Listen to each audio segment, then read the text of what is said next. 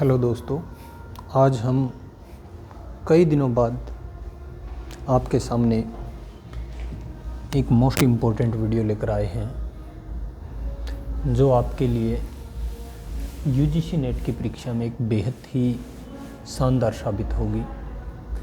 इस वीडियो के थ्रू मैं आपको ये बताना चाहूँगा कि अगर आप इस नेट की परीक्षा के दौरान सिर्फ इन टॉपिक्स को भी आप पढ़ लेते हैं तो आपकी नेट की परीक्षा आराम से पास हो जाएगी।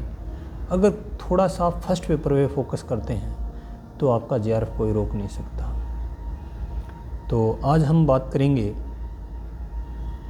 अपने यूजीसी नेट से रिलेटेड कुछ सिलेबस के ऊपर जो आपके सामने है। हमने इसके ऊपर अभी बात करनी है। तो आपको पता है 2019 के बाद में यूजीसी नेट के सिलेबस में कुछ चेंज कर दिया गया था। कई जगह आप साइट पे देखोगे तो आपको यूजीसी नेट के जो पेपर का जो सिलेबस है वो आपको ओल्ड पैटर्न पे मिलेगा, परंतु हमने नए पैटर्न के अकॉर्डिंग ही तैयारी करके चलनी है जो 19 के बाद से अभी तक चल रहा है। तो इसमें आपकी 10 यूनिट रहती हैं। इन 10 यूनिट्स में अगर देखा जाए सबसे मोस्ट इम्पोर्टेंट कौन सा पार्ट रहेगा और सबसे कम आपका कहाँ पे रहेगा, परंतु अकॉर्डिंग यूजीसी रूल आपके हर पार्ट से आप ये मान के चलें कि 10 क्वेश्चन आने चाहिए, क्योंकि 100 क्वेश्चन आने हैं और 10 यूनिट्स हैं। परंतु ऐसा कभी नहीं होता कि प्रत्येक यूनिट से 10-10 क्वेश्चन आए।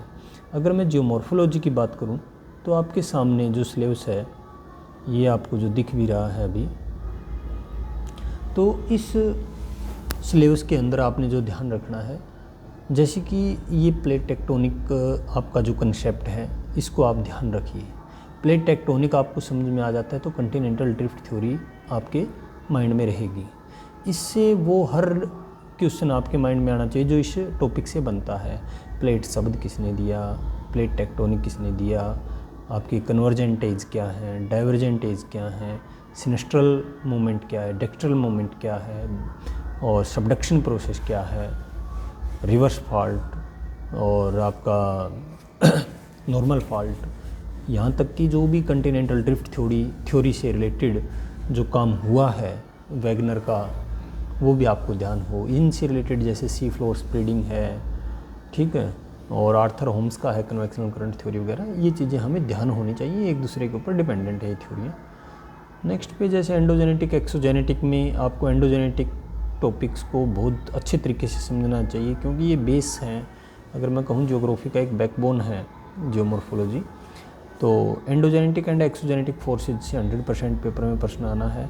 जैसे कि एक्सोजेनेटिक्स में लैंड फॉर्म पूछता है और एंडोजेनेटिक पे मोस्टली कथन कारण के क्वेश्चन आपके आते हैं। इसके बाद में डेनुडेशन एंड वेदरिंग को आप चाहे छोड़ भी दीजिए। जियोमॉर्फिक साइकिल, डेविस और पेंक, इसके ऊपर आपका बहुत ज़्यादा फोकस होना चाहिए। डेविस और पेंक का जो सिलेबस है इसके ऊपर आपका माइंड में होना चाहिए, क्योंकि यहाँ से आपको पता है कि close system and open system ये पेपर में आपके कई बार पूछा गया है और आगे भी पूछा जाता रहेगा। नेक्स्ट पे जैसे theory and process of slope development, slope से रिलेटेड जैसे एल.सी. किंग का है, रूहे का है, यंग का है, ठीक है, और आपका वाल्टर पेंक का है, डेविस का है, इन्हीं का कंसेप्ट है, परंतु खासकर ज़्यादातर पूछा जा रहा है एल.सी. किंग का। नेक्स्ट पे अगर land form occurrence and the cause of geomorphic hazards, earthquake, volcano, landslides, बड़े छोटे छोटे टॉपिक्स हैं, परंतु इसमें कथन कारण के क्वेश्चन ज़्यादा बनने की पॉसिबिलिटी बनती है। अर्थक्वेक के ऊपर आपको पता होना चाहिए, सेस्मिक वेव्स वगैरह के बारे में, वहाँ से पेपर में प्रश्न पूछता है। वोल्केनो का आपको पता होना चाहिए कि किस तरीके से आता है, क्या प्रोसेस रहती है आपका, जब ये लावा अंदर पृथ्वी के अंदर मूवमेंट करता है तो बैथोलिथ क्या है, लेपोलिथ क्या है, फेकोलिथ क्या है, और लैंड स्लाइडिंग वगैरह ये मास मूवमेंट से कुछ रिलेटेड पॉइंट है। तो इसमें मेरा कहने का भाव है कि आप continental drift end plate tectonic को आप पढ़िए। नेक्स्ट पे अगर देखा जाए तो एंडोजेनेटिक एक्सोजेनेटिक आपको ध्यान होना चाहिए।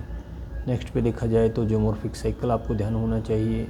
नेक्स्ट पे एल.सी. किंग आपको ध्यान होना चाहिए। अर्थ मोमेंट में सेस्मिक एक्टिविटी वगैरह के ऊपर आपको थोड़ा सा ज़्यादा फोकस रहे। और इनसे अलग भी कुछ टॉपिक हैं जैसे माउंटेन बिल्डिंग थ्योरी है। अब उसको आप सोचो कि इसमें काउंट करूँ तो एंडोजेनेटिक का ही एक पार्ट है, ठीक है। हिस्ट्री ऑफ अर्थ है वो भी आपको ध्यान होना चाहिए, पृथ्वी कैसे बनी है वहाँ से ही पेपर में प्रश्न आ रहे हैं। तो ऐसे ही जैसे क्लाइमेटोलॉजी में हर बार 7-8 क्वेश्चन ऐसे आते हैं, कई बार एक पैराग्राफ भी आ जाता है, 5 वहाँ से मिल जाते हैं।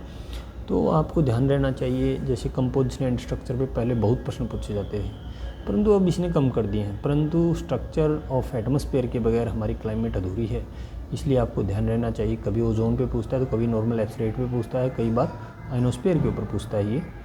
और नेक्स्ट पे बात करें, हीट बजट के ऊपर भी प्रश्न आ रहा है कि कहाँ पे कितनी रेडिएशन ऑब्जर्व होती है, कहाँ पर कितना रिफ्लेक्शन होता है और किसके अनुसार कितना आपका एल्बिडो है, यहाँ से भी प्रश्न पूछे गए हैं।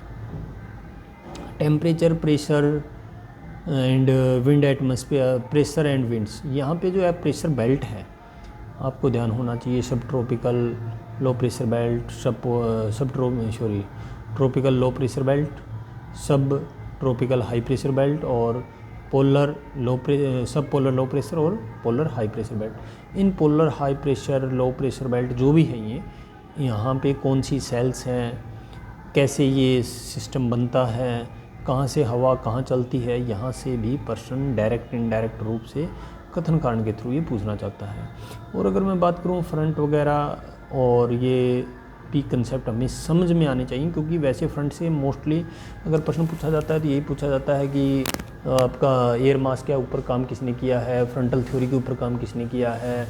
परंतु जब तक आपको फ्रंट समझ में नहीं आएगा तो साइक्लोन नहीं आएगा, और साइक्लोन आपके लिए मोस्ट इम्पोर्टेंट आपका टॉपिक है। साइक्लोन पे पैराग्राफ आता है तो 5 प्रश्न आते हैं अकेले साइक्लोन से। नेक्स्ट पे आपको बताएं, साइक्लोन ये बोल रहा था मैं, साइक्लोन, एंटी साइक्लोन, या आप कह सकते हो tropical cyclone, temperate cyclone and anti cyclone. इनका आपको एक एक हर पॉइंट का ध्यान रहे, प्रत्येक पॉइंट का, जैसे कि कहाँ पर कैसी हवाएं चलती हैं, कहाँ पे लो प्रेशर होता है, कहाँ पे हाई प्रेशर होता है, किस बेल्ट में, जैसे जो बेल्ट होती हैं आपके साइक्लोन के दौरान, जो आपकी कि कहाँ पे आपकी ह्यूमिडिटी कम है, कहाँ पे ज़्यादा है, कहाँ पे आई है, कहाँ पे आई वाल है, कहाँ पे फीडर बेल्ट है, कहाँ पे एनुलर बेल्ट है। तो वो सारी बातें हमें ध्यान रहे। नेक्स्ट पे क्लाइमेट क्लासिफिकेशन आपको ध्यान रखना है, कोपेन और थारनथवेट का। यहाँ से भी पेपर में हर बार, कई बार दोनों से एक आ जाता है, तो अदरवाइज़ एक प्रश्न तो पक्का है ही है। इंसो के ऊपर, एल निनो सदर्न ओसिलेशन के ऊपर कई बार प्रश्न पूछता है, कई बार नहीं पूछता, परंतु HPSC की रिगार्डिंग अगर देखा जाए तो ये मोस्ट इम्पोर्टेंट है। HPSC में आने वाला क्वेश्चन है एल निनो के ऊपर, बड़ा एल निना ला निना के ऊपर। मेट्रोलॉजिकल हजार्ड्स वगैरह, डिजास्टर पे कथन कारण में क्वेश्चन आएंगे, आप आराम से ठीक कर सकते हो इनको। Hello storm, heat and cold waves, draft, cloud burst, glacial lake outburst, climate change evidence, ये जो टॉपिक हैं इनके ऊपर आप आराम से कर सकते हैं। अगर थोड़ा देखने की बात है तो इंसो टॉपिक को आप देखिए, और कोपेन थारनथवेट को देखिए, कंपोजिशन एंड स्ट्रक्चर एटमॉस्फेयर को देखिए, हीट बजट को देखिए, और एयर प्रेशर बेल्ट के ऊपर फोकस कीजिए, क्योंकि यहाँ से बड़े डीप क्वेश्चन आते हैं, ये आपके क्लाइमेट में रहेंगे। नेक्स्ट में ओशियनग्राफी के ऊपर जब पेपर में प्रश्न पूछता है तो खासकर एक तो इसकी जो रिलीफ ऑफ ओशियन है, या मैं कहूँ मॉर्फोमेट्री ऑफ ओशियन, वो आपको ध्यान होना चाहिए। कहाँ पे कंटिनेंटल शेल्फ है, स्लोप है, राइज है, अबिशल प्लेन है, रिज है, और आपका गायोट वगैरह, इन चीज़ों का हमें पता हो कि कहाँ पे कौन सी चीज़ बनती है। नेक्स्ट पे जैसे जो ये temperature, density, salinity, all are interdependents, तो ये कहीं ना कहीं एक दूसरे से रिलेटेड ही हैं। हाँ, circulation, warm and cold currents, यहाँ से प्रश्न आना ही आना है, कभी से ये मान के चलिए, ये तो आपके मोस्ट इम्पोर्टेंट है ही है। कोई ना कोई ठंडी करंट पूछ ली या गर्म करंट पूछ ली आपसे। टाइड के ऊपर प्रश्न आ जाता है, जेनिथ क्या है, नादिर क्या है, आपका सिजगी वाला फंडा क्या है, क्वाड्रेचर का क्या है, नीप टाइड कब बनता है, स्प्रिंग टाइड कब बनता है, तो टाइड के ऊपर मोस्ट इम्पोर्टेंट है। सी लेवल चेंज वगैरह का आप आराम से कर दोगे, सुनामी का भी कर दोगे, परंतु साइक्लोन यहाँ भी काम करेगा और क्लाइमेट में भी काम करेगा। परंतु सेडिमेंट का जो टॉपिक है वो मोस्ट इम्पोर्टेंट आपके लिए, कोरल का टॉपिक मोस्ट इम्पोर्टेंट है आपके लिए, यानी सेडिमेंट, कोरल, टाइड और जो आपका रिलीफ मॉर्फोमेट्री, ये ओशियन के अंदर खास रहेंगे।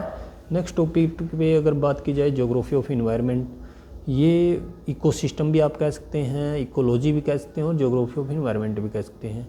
ये हमारे लिए थोड़ा सा अच्छा इसलिए क्योंकि ये फर्स्ट पेपर के अंदर भी आता है और वहाँ से हमारे 5-4 जो प्रश्न आते हैं वो हमारे ज्योग्राफी बैकग्राउंड होने की वजह से ठीक हो जाते हैं, तो हमने ध्यान रखना है इस चीज़ का। तो कंपोनेंट ऑफ इकोसिस्टम में अगर बात की जाए तो यहाँ पे ज्योग्राफी बैकग्राउंड के अंदर, ये शायद जूम ज़्यादा हो चुका है, इसको थोड़ा मैं कम कर देता हूँ। तो यहाँ पे जैसे जो फूड चेन, फूड वेब के ऊपर प्रश्न मोस्टली पूछे जाते हैं और एज सेक्स जो पिरामिड होते हैं, इकोलॉजिकल पिरामिड होते हैं, जैसे इसमें लिखा गया है, ये ध्यान रखना है। इकोलॉजिकल पिरामिड वगैरह चार्ल्स हेल्टन वगैरह ने दिए थे। और फूड चेन, फूड वेब पे कई बार डायरेक्ट इनडायरेक्ट रूप से बड़ा नॉर्मल क्वेश्चन आता है, ट्रॉपिक लेवल के भी ऊपर प्रश्न आ जाता है, ट्रॉपिक लेवल 1, 2, 3, 4 ऐसे, या प्राइमरी प्रोड्यूसर कौन है, प्राइमरी कंज्यूमर कौन से हैं, ऐसे करते करते इस तरीके से, या आपका ऑटोट्रॉप्स क्या है, हेट्रोट्रॉप्स क्या हैं, ऐसे ऐसे प्रश्न पूछता है। कई बार इसने सिंपली प्रश्न पूछा है, इकोलॉजी शब्द किसने दिया, इकोसिस्टम किसने दिया, ऐसे प्रश्न पूछ रहा है। परंतु कई बार ऐसा होता है कि कुछ पर्टिकुलर इन्वायरमेंटल हजार्ड्स पूछ लेता है, कई बार डिजास्टर भी पूछ लेता है कि पर्टिकुलर कोई वोल्केनो आया हो तो कब आया, कितना इफ़ेक्ट रहा उसका, कितना नुकसान हुआ।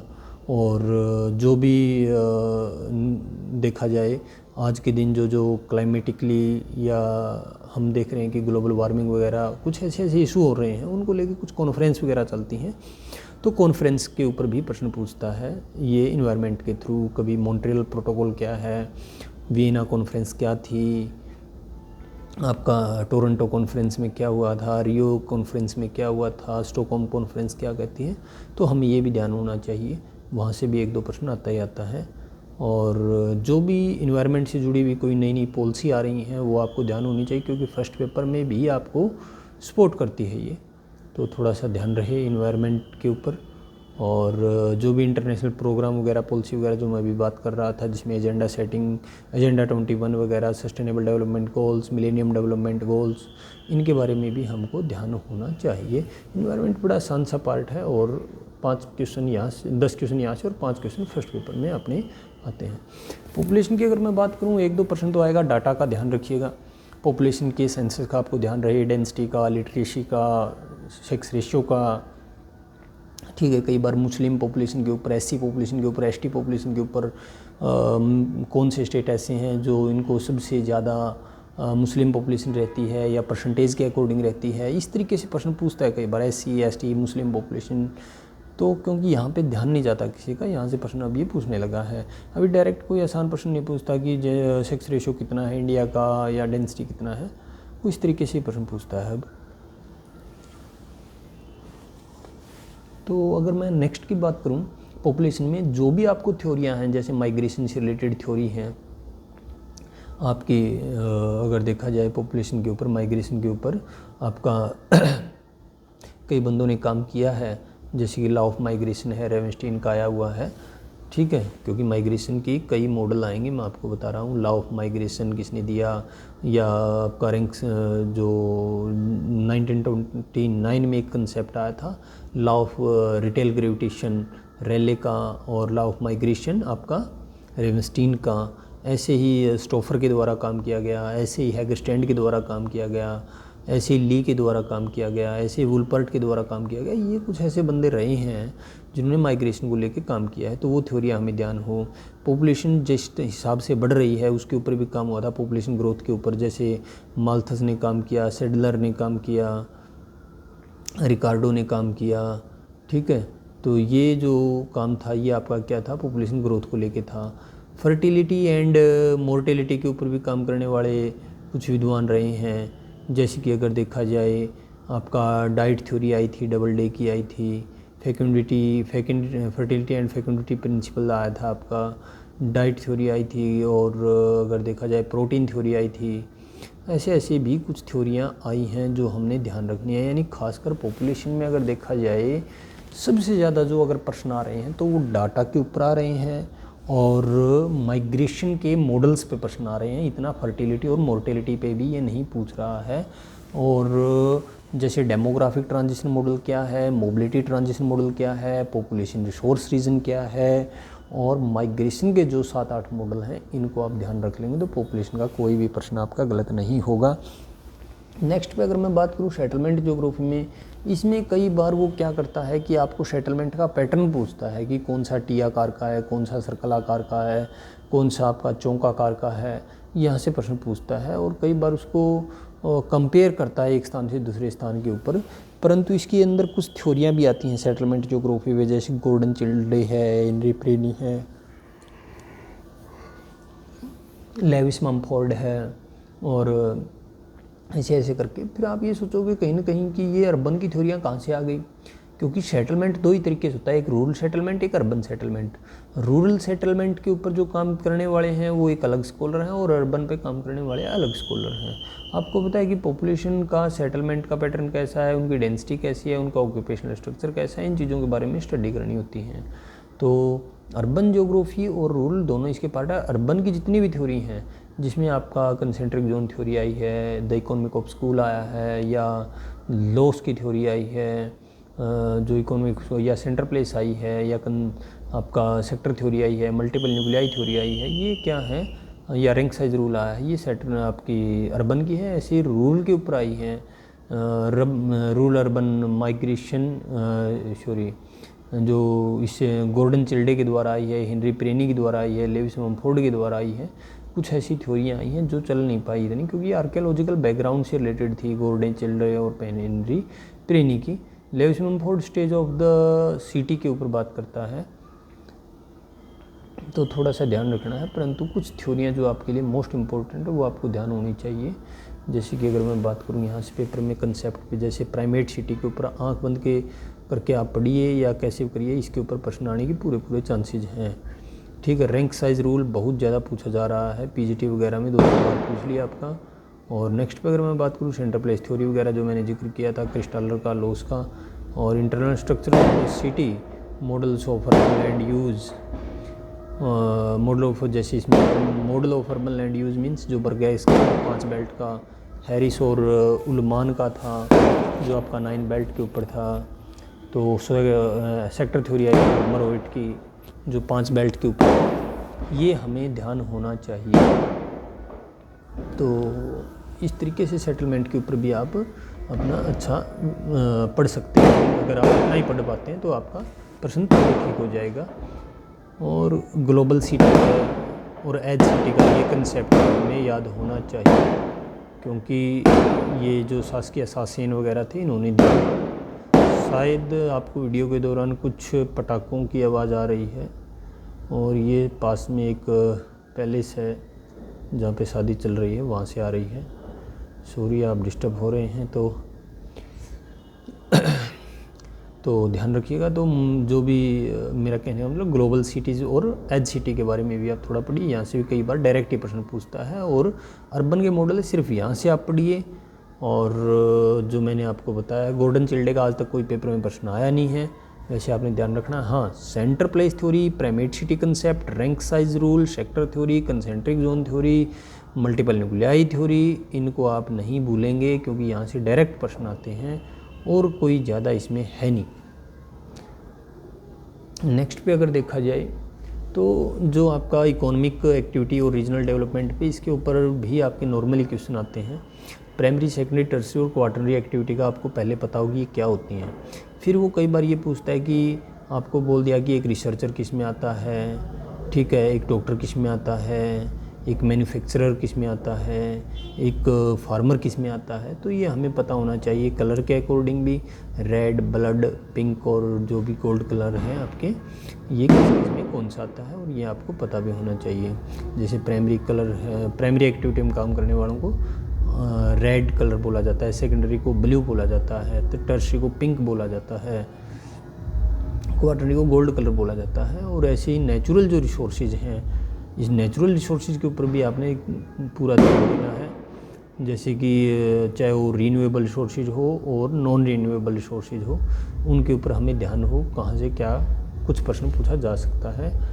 और उनसे classification, distribution and associated problem, natural resources management, world energy crisis, development and, ऐसा भी कोई प्रश्न नहीं पूछा जा रहा। परंतु आपको ध्यान रहे नेचुरल रिसोर्सेज वगैरह के बारे में। और मैंने इसके बारे में बताया है कि इकोनॉमिक ज्योग्राफी में आपको primary, secondary, tertiary, quaternary activity के बारे में पता होना चाहिए।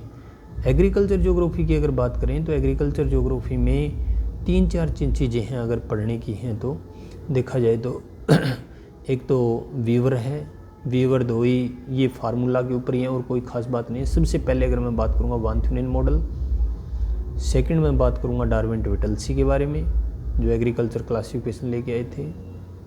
और इसके बाद में अगर देखा जाए, जैसे मैंने बोला कि वान थ्यूनेन मॉडल जो लैंड यूज प्लानिंग पे है, और इसके बाद में शायद इसमें लिखा हुआ नहीं है तो एग्रीकल्चर क्लासिफिकेशन जो आपका डार्विन-विटलसी के द्वारा दिया गया है 13 पार्ट में, एक ये हमने ध्यान रखना है। और कुछ फार्मूले हैं एग्रीकल्चर में, जैसे कि आपका लैंड यूज सर्वे क्या कहते हैं, लैंड यूज प्लानिंग के ऊपर, जैसे land capacity of classification of land use planning, जैसे क्रॉपिंग पैटर्न क्या है, आपका क्रॉप सीक्वेंट क्या है, क्रॉप डाइवर्सिफिकेशन क्या है, इस तरीके से ये क्रॉप कम्बिनेशन क्या है, रीजन क्या है, क्रॉप डाइवर्सिफिकेशन क्या है,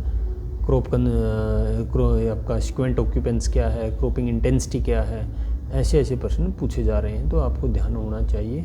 वान थ्यूनेन और ख़ासकर वीवर को आपने विटलसी को ज़रूर पढ़ लेना है, मोस्ट इम्पोर्टेंट है, दोनों से आता है। और एक इसके फार्मूले जो भी, चाहे वीवर का हो, दोई का हो, रफ़ीउल्लाह का हो, भाटिया का हो, ये सारे माइंड में होने चाहिए। इंडस्ट्रियल ज्योग्राफी में 5-6 थ्योरियाँ हैं आपको बता दें, जैसे कि वेबर की थ्योरी है, हुअर की थ्योरी है, अगस्त लॉस की थ्योरी है, एलन प्रेड की थ्योरी है, डेम स्मिथ की थ्योरी है।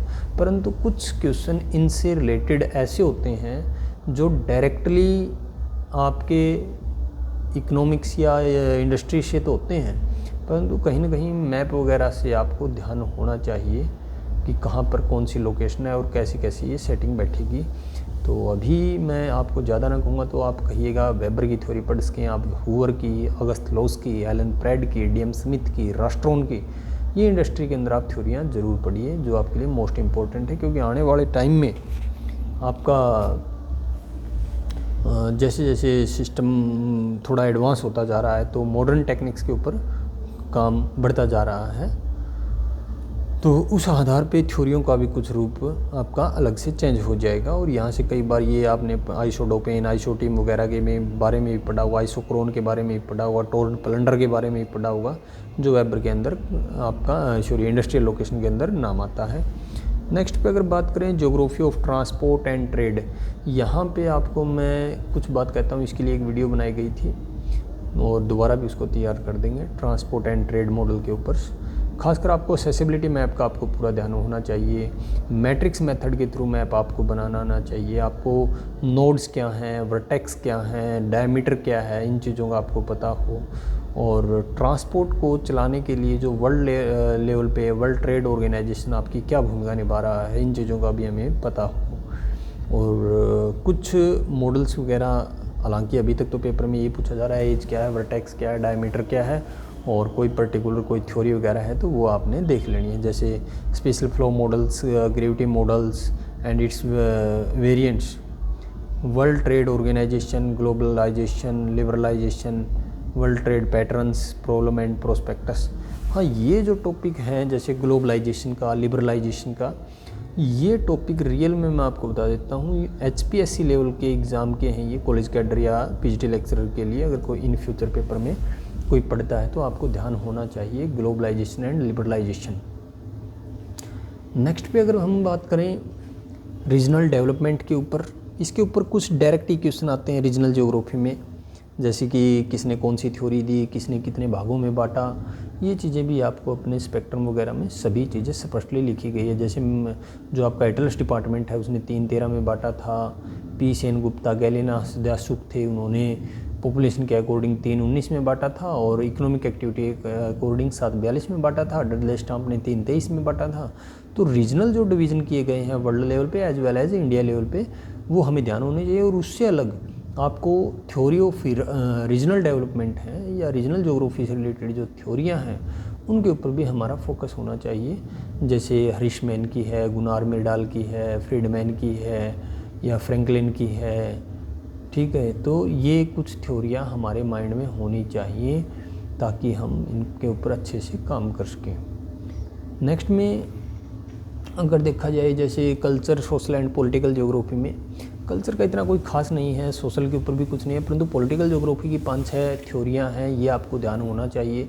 क्योंकि मैं कल्चर और सोशल को इतना खास इसलिए नहीं मान रहा क्योंकि इनके प्रश्न आते हैं सिंपल और इनको आप आराम से ठीक कर सकते हैं। परंतु कुछ चीज़ें जैसे ट्राइब्स आप पढ़ रहे हैं तो कल्चर का ही पार्ट है, आपको पता होना चाहिए। लैंग्वेज फैमिली है जो आपके साथ हैं, जैसे मैंने आपको बताया है पहले भी, जैसे यूराल अल्टाई है, पेलियो एशियाटिक है, इंडो यूरोपियन है, और आपका अगर बात की जाए जैसे कि अफ्रीकन नाइजर कांगो है, अफ्रीकन एशियाटिक है, और तिब्बत चाइना बर्मी है, ऐसे ऐसे करके 7 भाषा परिवार हैं, उनके बारे में भी पता हो और लैंग्वेज फैमिली के बारे में भी पता हो, ठीक है, और जनजातियों के बारे में भी आपको पता हो। अगर ये चीज़ें हमें पता है तो हम आराम से कल्चर या सोशल का क्वेश्चन गलत नहीं होने देंगे।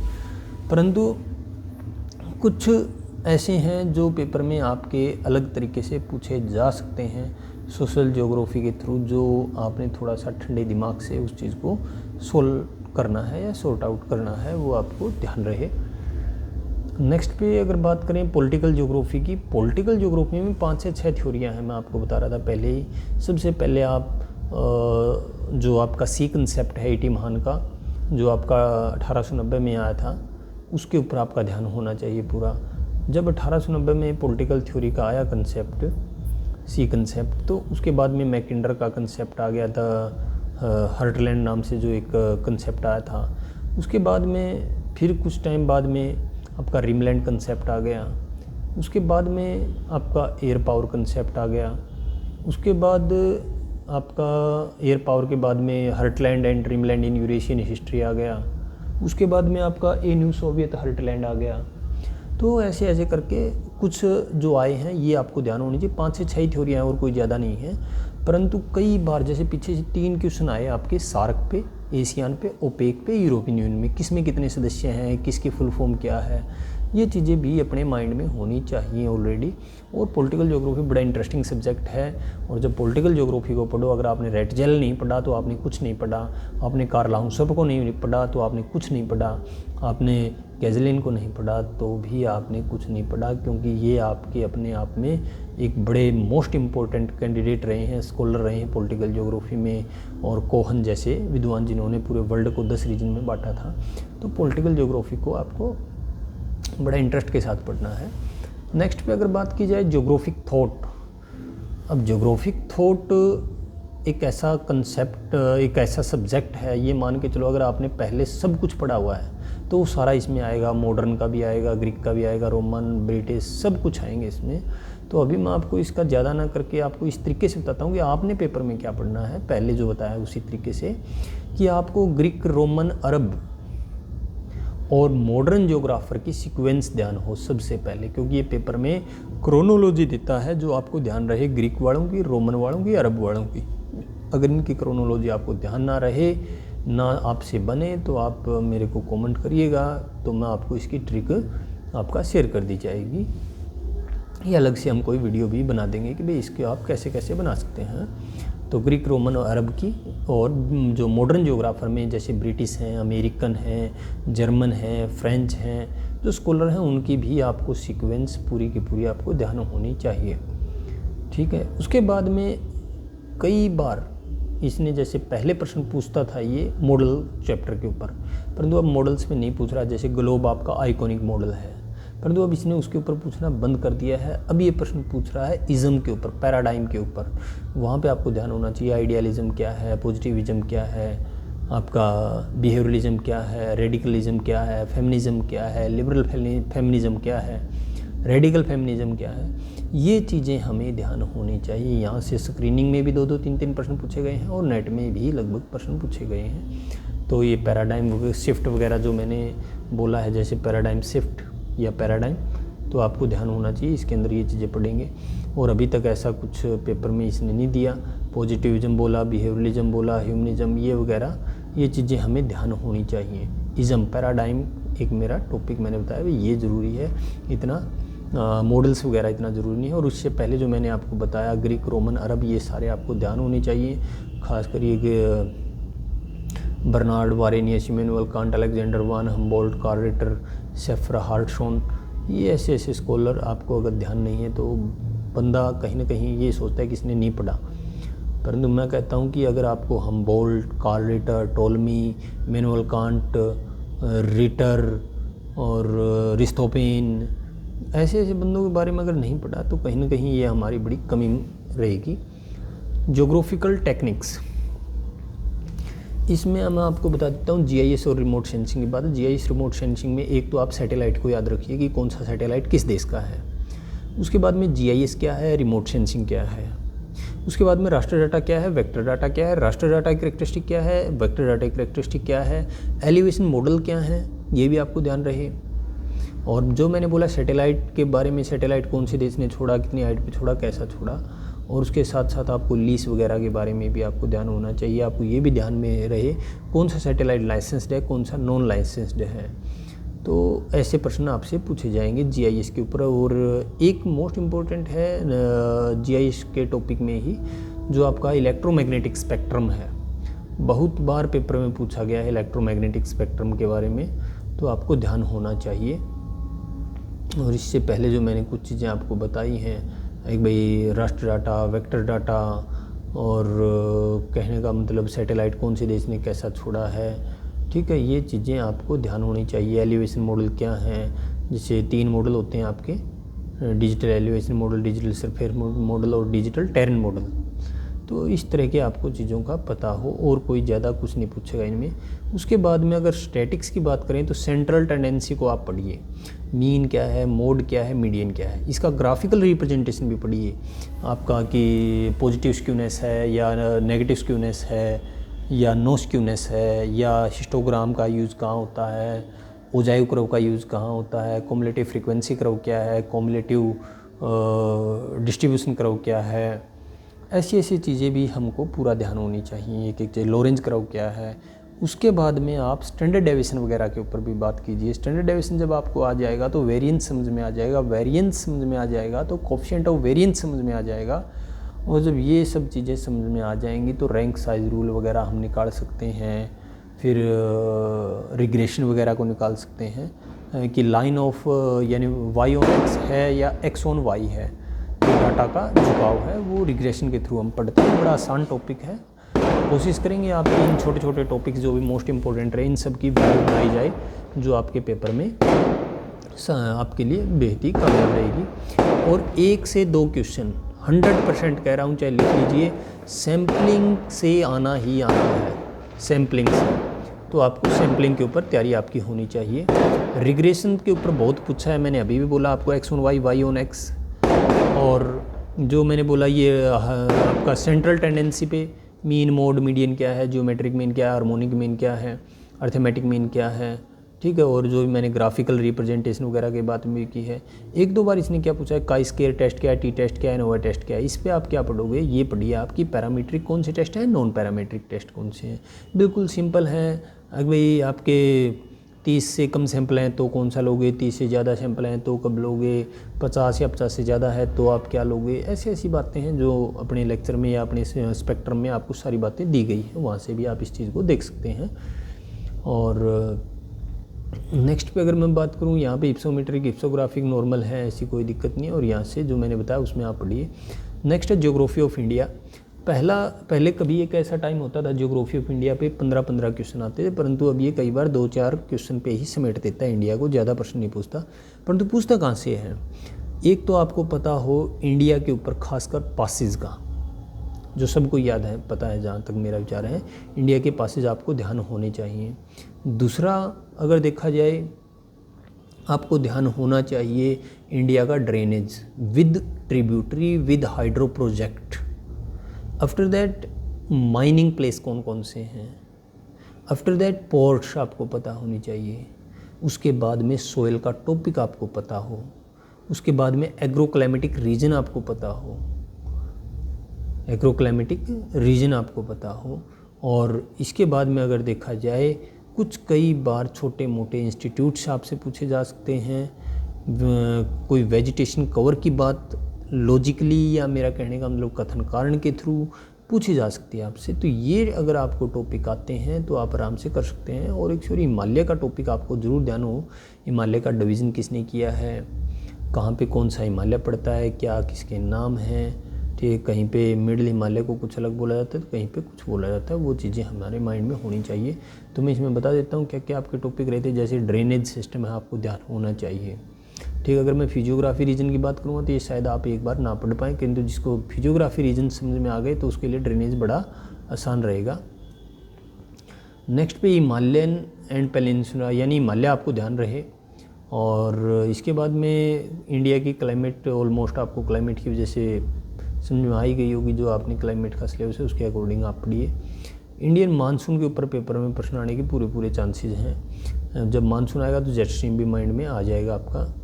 और जो मिनरल वगैरह, यानी मिनरल सॉरी मेराइन लिखा हुआ है, पॉपुलेशन करेक्टरिस्टिक, यानी पॉपुलेशन का डाटा है कोई इंडिया लेवल पे, वो आपको ध्यान होना चाहिए।